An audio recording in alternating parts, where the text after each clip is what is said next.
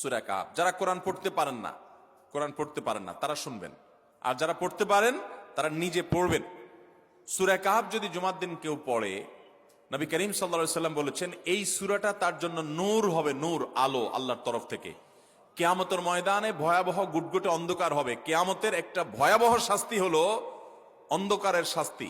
ভাইরা আমার, অন্ধকারের শাস্তি মানে এমন ভয়াবহ অন্ধকার হবে যে দুনিয়ার অন্ধকারের সাথে কোনো তুলনাযোগ্য নয়।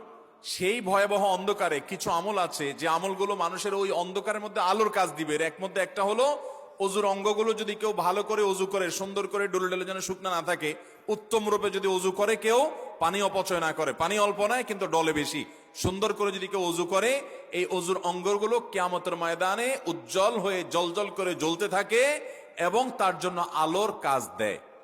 সবাই যখন অন্ধকারের আযাবের মধ্যে নিমজ্জিত থাকে, হাউতাশ করে, তখন এই ব্যক্তির এই আমলটা তার আলো ভূমিকা আসে। আর আরেকটা হলো এই সূরা কাহাফ। অন্য অনেক উলামা ইকরাম বলেছেন এর ব্যাখ্যা হলো সূরা কাহাফ যদি কেউ এক বৃহস্পতিবারে পড়ে, পরের বৃহস্পতিবার পর্যন্ত, এক শুক্রবারে যদি পড়ে, পরের শুক্রবার আগ পর্যন্ত পুরো সপ্তাহব্যাপী তার ভিতরে নূর, ঈমানের নূর, তাকওয়ার নূর, ইলমের নূর, আমলের নূর, ভালো মানুষ হওয়ার নূর তার ভিতরে আল্লাহ তাআলা সৃষ্টি করে দিবেন। এই জন্য জুমার দিন সূরা কাহাফ পড়বো তো ইনশাআল্লাহ। অনেক ভাই আছি সপ্তাহের 6 দিন আমাদের কোরআন পড়ার সুযোগ হয় না, তো অন্তত জুমার দিন সূরা কাহাফটা যদি আপনি বাধ্যতামূলক করেন, আলহামদুলিল্লাহ, এটা অনেক বড় সূরা, পড়তে আপনার 20-25 মিনিট 30 মিনিট সময় পর্যন্ত লেগে যাবে।